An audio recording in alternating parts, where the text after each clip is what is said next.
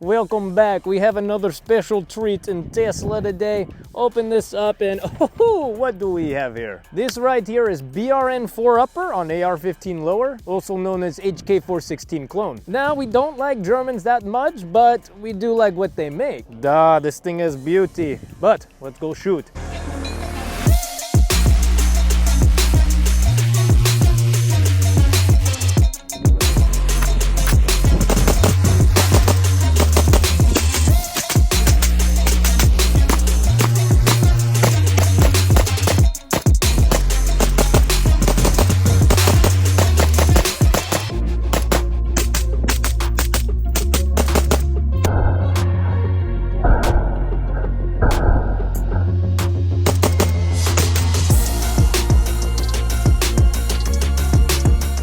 BRN-4 or HK416 at home. It may look like a normal AR-15, but this is not a normal AR-15. Specifically, the main thing we're talking about is the top portion, the upper receiver. Brownells was nice enough to send this upper out to us, as well as this Midwest Industries handguard for us to review on the channel. So to jump right into it, I'm gonna be honest, this is such a cool operating system, and I wish more people knew about it. So hopefully watching this video, it'll help educate you. So first off, what is a BRN-4 upper or HK416? Well, to help answer that, let's go ahead and get this guy naked so I can show you. So I'm gonna take off our suppressor. I'm actually gonna take the handguard off too.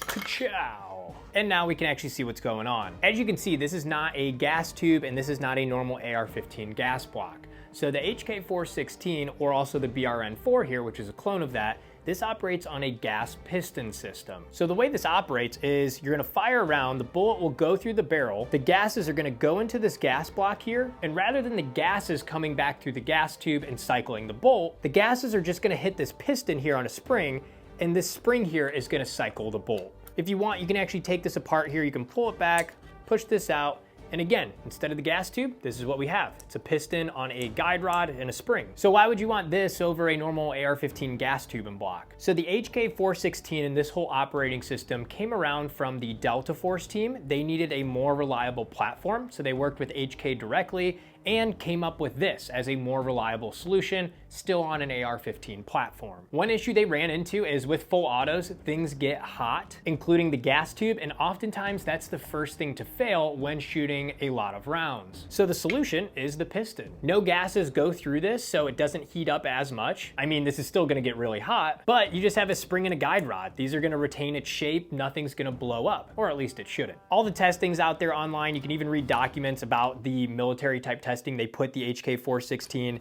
in this, upper through, and it came out just super reliable. Another benefit to the BRN-4 Brownells upper is it's a cleaner system. You don't have all those gases going back into your AR, especially when you're running it suppressed, so it's a cleaner operating system. Cleaner systems normally run a lot longer. In addition to that, when you have a suppressor on here, when you have a lot of gases going back in, it's gonna wear your parts down a lot quicker. Well, guess what? That's solved too, because again, we just have the piston operating the bolt, all those gases aren't coming back, so that means it's a lot less wear on your overall system. So they checked a lot of boxes with just this piston-driven system to make the AR-15 a more efficient and reliable platform. But they didn't stop there, because another thing that happens a lot is this is the gas block here, and you can see it's a very oversized large gas block. On a traditional AR-15, it'll be a lot smaller, and one of the issues you might run into is rotation. On a lot of the barrels, all it takes is just two screws that hold it onto the barrel, and if they're not tight, it's gonna loosen, rotate around the barrel, and your gas block's not lined up. You're not gonna cycle the gun because the gases won't be going through. With the BRN-4 upper here, all of that is gone. Everything is pinned and locked into place. You have two roll pins on the bottom here that prevent this from spinning back and forth. There's also a lock on the top that you can't see where it's married up to the barrel as well. But they didn't stop there. They even applied the same concept to the handguards. This is the Midwest Industries HK416 handguard, and on the top, you can see this little notch here. Well, sure enough, if we take our upper and go to put this on,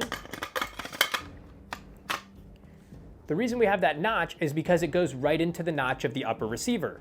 Locking that into place, even without the screw all the way in, this is not gonna rotate or spin at all. Once we do insert this screw and tighten it down, it is a solid lockup. So overall, pretty cool setup, but everything does have its downsides. One downside right out of the gate is the weight. Now, some might think this is a downside, some might think it's not, but this is a super heavy upper. And to make things worse, if you add something like this Sandman S to the front here, Now you have a super front heavy rifle, which is why this is normally better in a shorter configuration like a 10.5 barrel. But with that additional weight, you get all those benefits I already talked about as far as this being a more reliable and efficient platform. Another downside people might consider is the price. Compared to a standard AR-15 upper, this is at a premium higher price point. But it's kind of unfair to compare this to a standard AR-15 upper because, as I just pointed out, it is not a normal AR-15 upper. Instead, you should be comparing this to an HK416, which is basically impossible to get here in the United States. Well, thanks HK. The other option you can get from HK is the MR556, but again, that is just so expensive. When comparing either of those two to the BRN-4 upper, it's night and day difference, and this makes so much more sense. The other benefit to this is this can go on any standard AR-15 lower you have. So if you currently have an AR-15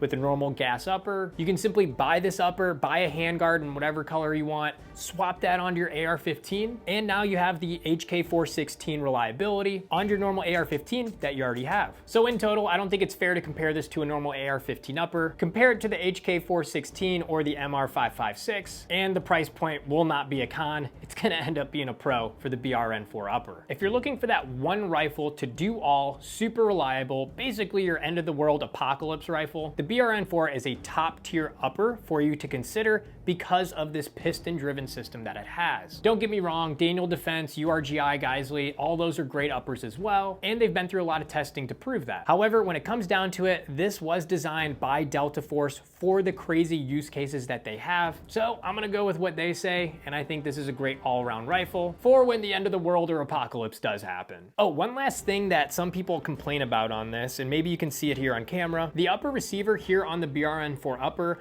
a lot of people complain that the milling on this is not very smoothed out, and I would agree. You can see a lot of like jagged cuts, or they just needed to almost take some sandpaper to it and give it a couple more finishes. So a lot of people do complain about that online, but for me, as long as the gun works and functions as reliably as I want it to, because that's the main pros that I get this for, I don't really care. But other than that, that's the only complaints I've really seen by a lot of people. So if they go ahead, Brownells starts smoothing this out a little bit more on the upper receiver, I'm sure that would make a lot more happier customers. And if you're looking to make this exact one here, I know this RAL 8000 color is a very niche market, but I do love it. I think it looks awesome. We have a Sandman S with an HRT tactical flashlight here with the omnidirectional switch, which is pretty cool. BCM gunfighter grip, Midwest Industries HK416 handguard in the RAL 8000 color, EOTech EXPS 3-2, Holosun 3X magnifier, Bear Creek Warhammer ambidextrous charging handle, B5 furniture, and then we do have a JP Enterprise silent buffer in here, as well as a Geisley SD3G trigger to round this thing out. Like and subscribe, and we'll see you in the next video.